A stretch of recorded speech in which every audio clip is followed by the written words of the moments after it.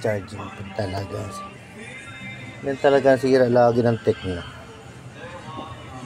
Oo, charging pin niya pag nagkeraw-keraw yung ilaw niyan, papalitan talaga nitong charging pin na to. Oo naman. Napupunti lang po siguro ba po yun. Oo. Kasi nung matagal na pong wala po yung ilaw niya, akala ko po charger pong mga mali.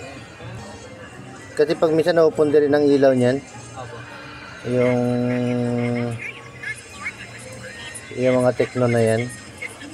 Kasi pag yan ay sira na ito, nagkakeraw-keraw yan yung nagkakurap-kurap. Yun yung pababa ng karga nun. Kailangan palitan na talaga nitong charging pin.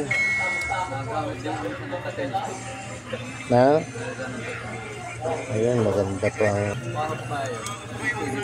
Nalagyan ng tubig? Ay, hindi mo na, yun ay hindi naman wag mo lang, pero pag nagana pa, okay pa yan.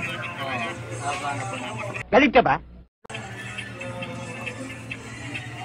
Pero matatanggal po kayo. Matutuyo pa naman yan.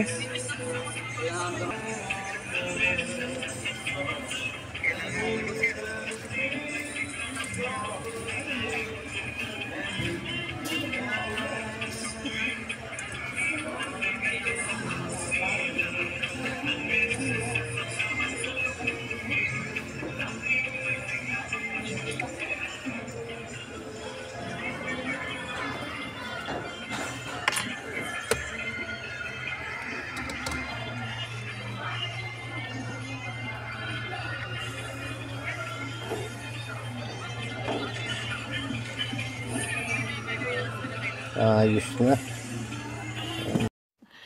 Sana all. Malapit.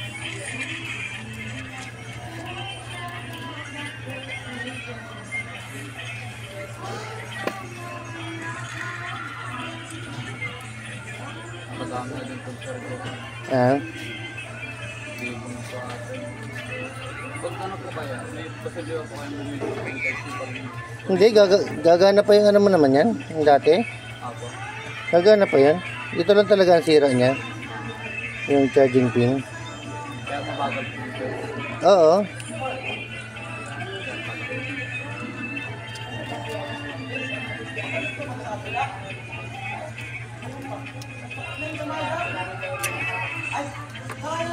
Nandito yung kanina.